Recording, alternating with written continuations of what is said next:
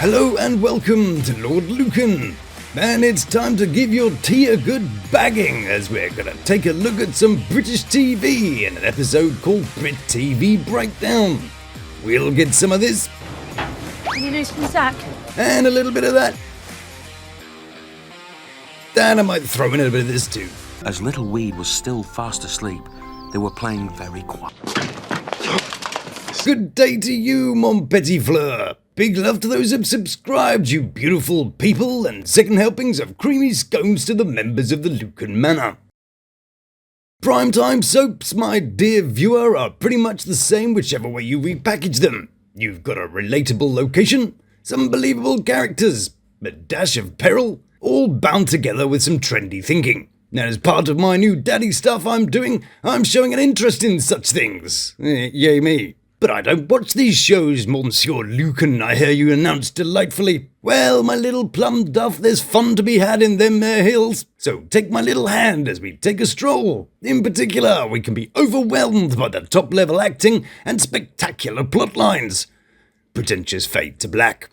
England has produced some of the finest pieces of theatrical and literary work. We gave you Romeo and Juliet, even though that was totally nicked from someone else and was written by somebody who went and then got himself killed in a bar fight. But, we've got that Olivia guy, Daphne do something or other.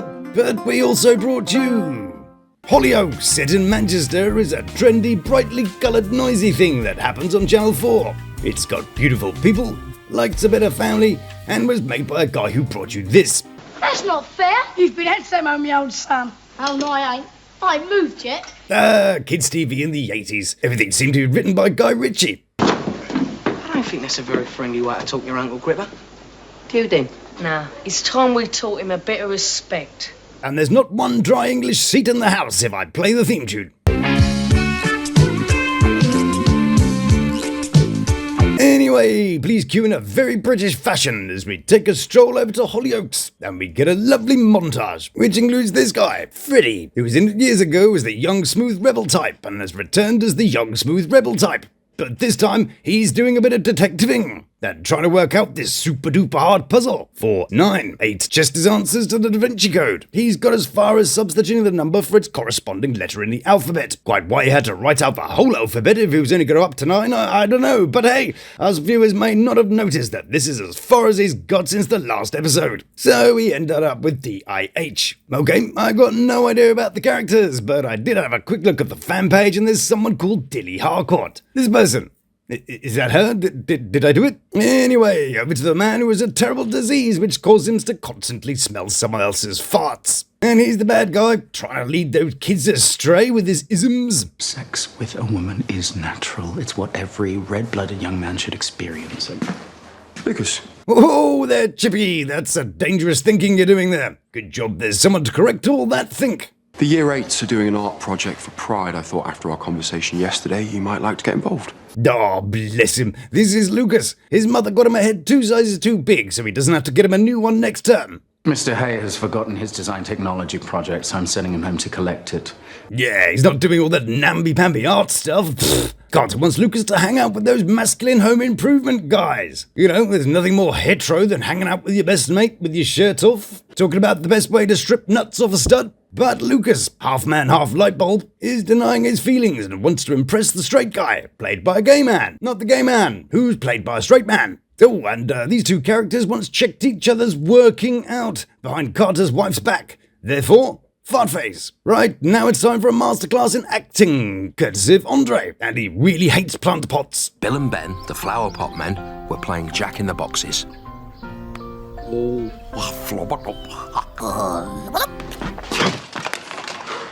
But he's not limited to amazing plant-based theatrics. No, he's an accomplished eye and forehead actor too. Oh, no, not this guy. His acting is slightly less wooden than that door he just closed. What happened to Zane isn't your fault.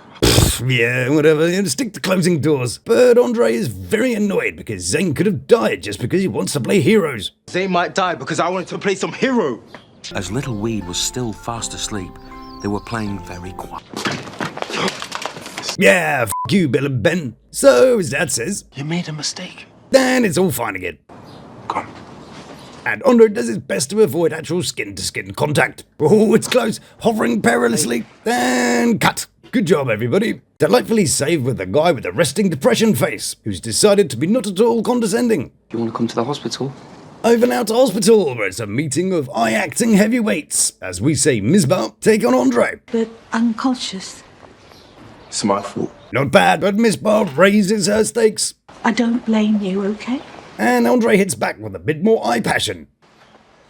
But Misbah's not taking that, as she hits him back with an old turn and widen maneuver.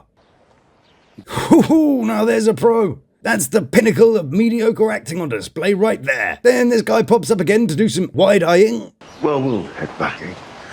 I know, total disappointment. That was a perfectly average piece of TV acting right there. Then he had to come along and spoil it. Pfft.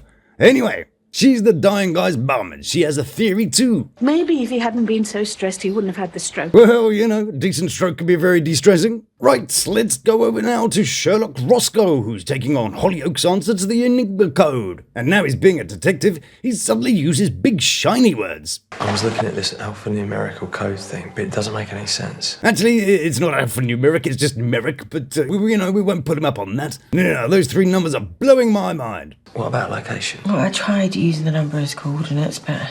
Hang on, you just chucked three numbers in coordinates and hope for the best. Have you ever seen a coordinate? But I do have to shout out the writers for actually putting that into Google. How do we know they did? Unless my dad left his fortune in the middle of the Indian Ocean. If you stick 4 and 98 in as coordinates, it does actually land you in the middle of the Indian Ocean. But just to top the scene off, an NPC prison guard gives us a lesson in how to take direction without looking like you're taking direction. And we're going to need my dad's money to start a new life. Did you see that? Of course you didn't, because he's a pro. Let's see that again, using the second most powerful technology known to man. This is Gary, and he's got a really important role in the scene. On cue, he's got a cough, which I guess doesn't constitute a line, therefore you don't have to pay him the full whack, which will then cue an actor to get up and leave the scene. Now, it's your first gig, Gary. Just watch the cue, but don't look at the camera guy. Okay, you got that? Don't look at the camera guy. Ready? Okay.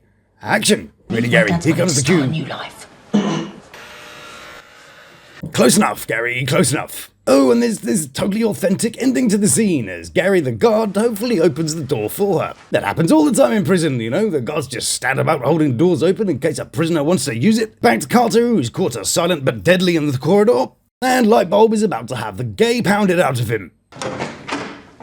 Hey, gorgeous. But no, in true soap fashion, she's his dad's sister's dog's illegitimate cousin, and that's apparently a bad thing. If no one can't trust me to do this and be a catch. One last trip to Misbah's place. And there's some amazing eye and breath acting going on this time. In fact, if you remove everything but the eyes and the breathing, you'll end up with a masterclass in theatre.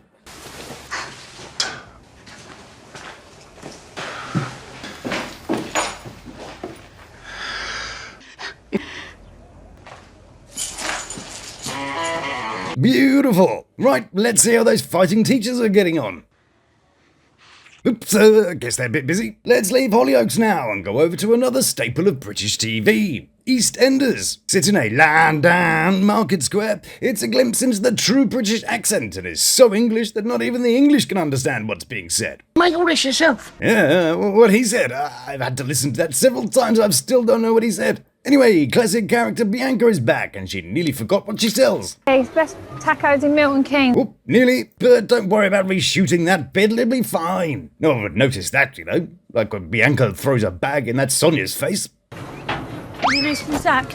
Son of a pro then, takes a bag in the face without wincing. She kind of matrix it out as it comes into shot. Look at those reflexes. Then Sonia picks up the bag from the floor while Bianca passes her the same pink bag. But EastEnders doesn't occupy itself with petty matters such as continuity or avoiding taking a swift bag to the face, or, you know, hiring people who don't have the acting prowess of a trifle. It looks great from a distance, but you take a bowl of that and it just resembles cat vomit. Oh no. Case in point, this person. Just calm yourself down a minute. Just calm down. Look, we'll... But why hire decent acting talent when you can shoot the pretty blonde girl from all kinds of other angles, so we don't have to endure the potato-level cry acting?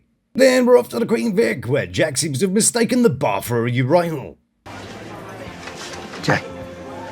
And why have a sensitive meeting about your extremely ill child in an actual office when you can just do it in the pub? There can be a strong feeling of being different. Amazing what you find in an East London pub, but then an actual thing to get excited about happens. Ain't you got a hug for your old man? It's Bricktop, possibly one of the best bad guys in film. Who's Bricktop, I hear you ask? Well, he's this guy. Personified in this case by our honourable me. Yeah, Bricktop. But then they cut back to Bianca. But I saw on her something today that's really worried me, and Who cares? Bricktop's here. But we don't see him in this episode again. Boo! You suck. Right, last trip for today is over to Coronation Street. England's longest running soap is in its 64th year. And even the titles are ready to retire. Today we join Roy in prison, and I think he's been at the old juice again. Oh, Carla's here. You can have a chat with her if you like. Blimey, Roy, leave some war for the rest of us. One thing about Coronation Street is that it likes to have a sense of humour. Are you ready for this week's soap joke of the week? Well, brace yourselves.